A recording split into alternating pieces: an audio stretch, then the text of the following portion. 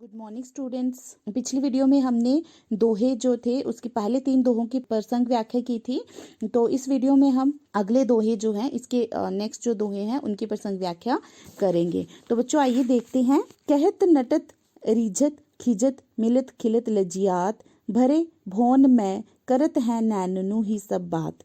तो बच्चों इसमें आपने प्रसंग पहले की तरह ही लिखना है कि प्रस्तुत दोहा हमारी हिंदी की पाठ्य पुस्तक नव भारती में संकलित दोहे से लिया गया है। इसके कवि बिहारी जी हैं। संदर्भ में आपने बताना है कि इस दोहे में जो कवि हैं वो क्या कहना चाहते हैं। तो संदर्भ आपने ऐसे लिखना है। इसमें कवि ने नायक और नायिका की आंखों ही आंखों में चलने वाली बातचीत का सुंदर चित्रण किया है। तो व्याख्या देखते हैं।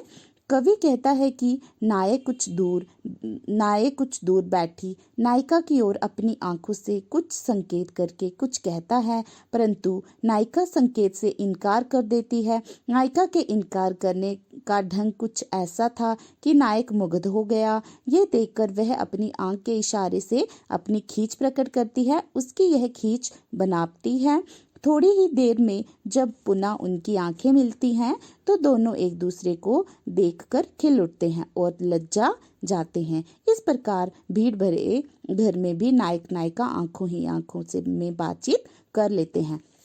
तो इसमें क्या बताया गया बच्चों? इसमें बताया गया है कि जो नायक और नायिका हैं वो एक ऐसे घर में बैठे हैं, एक ऐसे भवन में बैठे हैं जहाँ पे बहुत ज़्यादा भीड़ है और वो अब इतनी सारी भीड़ में वो बातचीत नहीं कर सकते, इसलिए वो बातचीत करने के लिए मतलब आंखों ही आंखों में बातचीत करते हैं। तो जो नायक होता है वो कुछ नायिका उससे कुछ दूर बैठी हुई होती है तो वो उसको कुछ आंखों से कोई इशारा करता है नायक, लेकिन जो नायिका होती है वो आंखों से ही मतलब इशारे में ही उसको इनकार कर देती है। नायिका के जो इनकार करने का ढंग होता है वो इतना अच्छा होता है कि नायक उस पर मुग्ध हो जाता है, नायक जो होता है उस पर मोहित हो जाता है। तो ये देखकर जो नायिका जो उसके बाद क्या होता है कि ये देखकर जो नायिका होती है वो अपनी आंख के इशारे से खींच प्रकट करती है और उसकी ये खींच जो है वो बनावटी है। और जो थोड़ी ही देर में जब फिर उसकी जो खींच होती है वो बहुत बनावटी होती है। तो थोड़ी देर में जब दोनों की आंखें दोबारा से मिलती हैं तो दोनों एक दूसरे को देखकर खिल उठते हैं, मतलब दोनों एक दूसरे को देखकर खुश हो जाते हैं, प्रसन्न हो जाते हैं और फिर उसके बाद शर्मा जाते हैं दोनों। और इस प्रकार से कवि ने बताया है कि इस प्रकार जो नायक और नायिका हैं भीड़ भरे घर में एक दूसरे से आंखों ही आंखों में बातचीत कर लेते हैं और किसी को पता भी नहीं चलता है। तो भाव में आपने लिखना है। कवि ने संयोग श्रृंगार की प्रेम क्रीड़ा का अद्भुत चित्रण किया है। यहाँ पे नायक और जो नायिका है उसके प्रेम का यहाँ पे वर्णन किया हुआ है कि वो आंखों ही आंखों में किस तरह से प्रेम पूर्ण जो होती बात है वो करते हैं। तो अगला दोहा देखते हैं। बैठी रही अति सघन बन पैठी सदन तन माह देखी दोपहरी जेठ की शाहों चाहती शाह। तो इसमें आपने क्या करना है? प्रसंग पहले की तरह ही लिखना है। तो आ जाते हैं संदर्भ पे। संदर्भ में आपने लिखना है कि इस दोहे में कवि ने गर्मी की भयंकरता का सुंदर चित्रण किया है।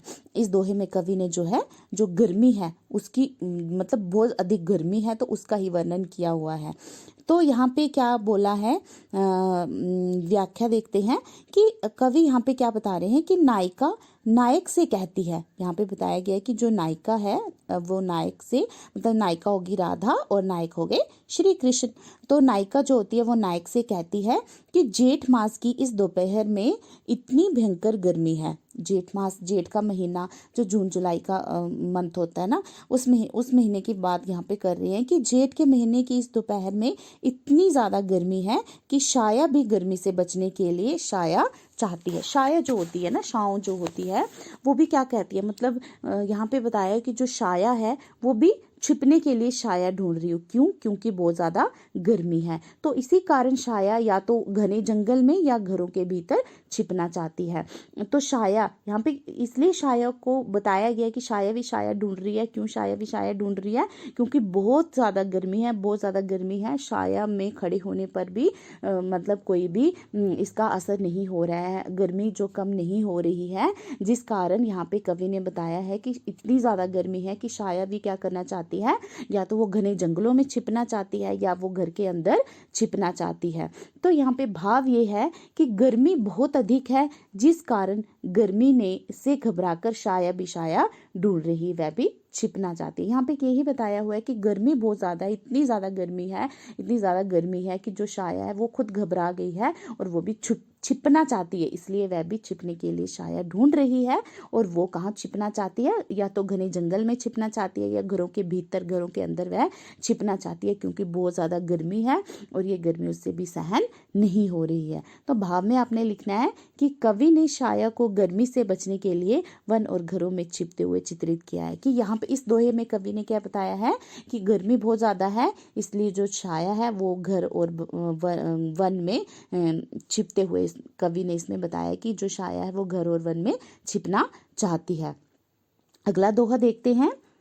प्रगट भये द्विजराज कुल सुबस बसे ब्रज आई, मेरो हरो कलेस सब केशव केशव राई। तो इसमें आपने प्रसंग पहले की तरह ही लिखना है। संदर्भ देख लेते हैं। इस दोहे में कवि ने श्री कृष्ण से अपने कष्टों का निवारण करने की प्रार्थना, मतलब यहाँ पे इस दोहे में क्या किया है, जो बिहारी है वो कह रहे हैं कि श्री कृष्ण को से वो प्रार्थना कर रहे हैं कि मेरे जितने भी कष्ट हैं उनको दूर करो। तो व्याख्या में देखते हैं। यहाँ पे कवि कह रहे हैं कि हे श्री कृष्ण, आपने चंद्रवंश में जन्म लिया है और आप अपनी इच्छा से ही ब्रज में आकर बस गए हैं। ब्रज में बसे हुए केशव राय रूपी केशव, मेरी आपसे प्रार्थना है कि आप मेरे सभी संकटों को दूर कर दो। तो यहाँ पे जो है क्या बोल रहे हैं, कवि जो हैं वो श्री कृष्ण से प्रार्थना कर रहे हैं और उनसे कह रहे हैं कि हे श्री कृष्ण, आपने चंद्रवंश में जन्म लिया और आप अपनी मर्जी से मतलब ब्रज में आए हैं।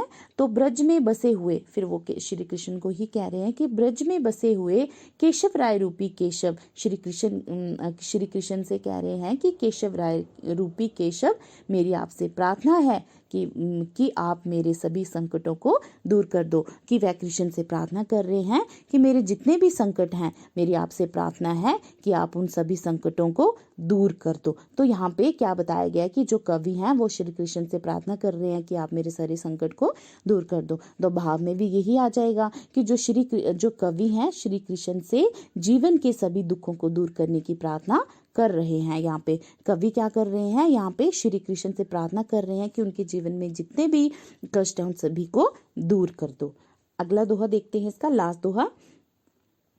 जप माला छापे तिलक सरे ना एकू कामू, मन कांचे नाचे वृथा सांचे रांचे रामू। तो यहाँ पे भी आपने प्रसंग पहले की तरह ही लिखना है और संदर्भ में आपने लिखना है कि इस दोहे में कवि ने सच्चे मन से ईश्वर की भक्ति करने पर बल दिया है। मतलब इस दोहे में क्या बताया है कि सच्चे मन से हमें ईश्वर की भक्ति करनी चाहिए।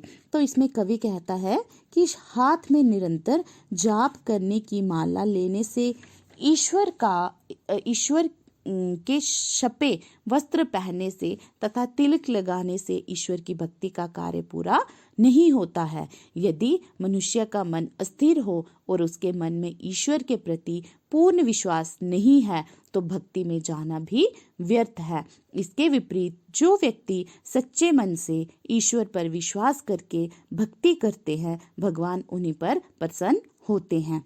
तो यहाँ पे यही बताया हुआ है कि कवि कह रहे हैं कि जो मतलब बाहरी दिखावा करने वाले लोगों के लिए वो कह रहे हैं कि दिखावा करने से कोई फायदा नहीं है, सच्चे मन से भक्ति करनी चाहिए। तो कवि वही कह रहे हैं कि यदि कोई व्यक्ति मतलब यहाँ पे वो कह रहे हैं कि हर समय मतलब क्या करने, जाप करने वाली माला को हाथ में लेने से और ईश्वर के नाम के छपे हुए कपड़े पहनने से या माथे पर तिलक लगाने से भक्ति का कार्य संपूर्ण नहीं होता है। कह रहे हैं कि यदि मनुष्य का मन अस्थिर है, कहीं टिक नहीं सकता, वो भक्ति में टिक ही नहीं सकता है और उसके मन में, और कह रहे हैं कि मनुष्य के मन में यदि ईश्वर के प्रति विश्वास नहीं है, तो आस्था नहीं है ईश्वर के प्रति, अगर ईश्वर पर मनुष्य विश्वास नहीं करता है तो उसको ईश्वर की भक्ति करना व्यर्थ है। क्योंकि कवि यहाँ पे यही कह रहे हैं कि ईश्वर की भक्ति करने के लिए इन सब चीज़ों की ज़रूरत नहीं है, कि माला वस्त्र तिल लगाने की आवश्यकता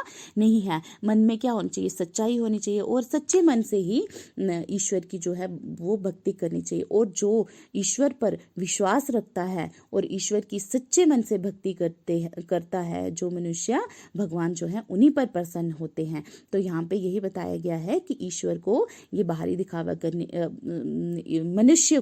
मनुष्य को बाहरी दिखावा करने की कोई भी आवश्यकता नहीं है, क्योंकि जिसके मन में ईश्वर के प्रति विश्वास है, जिसके मन में ईश्वर के प्रति आस्था है, वही और जो सच्चे मन से ईश्वर की भक्ति करता है, जो ईश्वर है उसी पर प्रसन्न होते हैं और उसकी सभी मनोकामनाएं पूरी करते हैं। तो यहाँ पे कवि ने यही बताया है।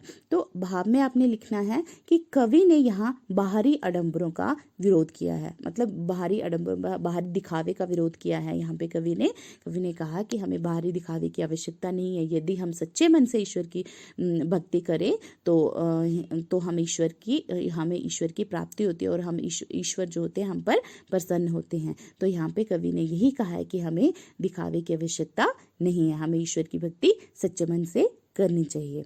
तो बच्चों, मुझे उम्मीद है कि आपको ये पाठ ये जो दोहे हैं, बिहारी जी द्वारा रचित दोहे हैं, ये अच्छे से समझ में आ गए होंगे। तो इसकी हम अगली वीडियो में, इसके अगले भाग में हम इसके प्रश्न उत्तर पर चर्चा करेंगे। धन्यवाद। Good morning.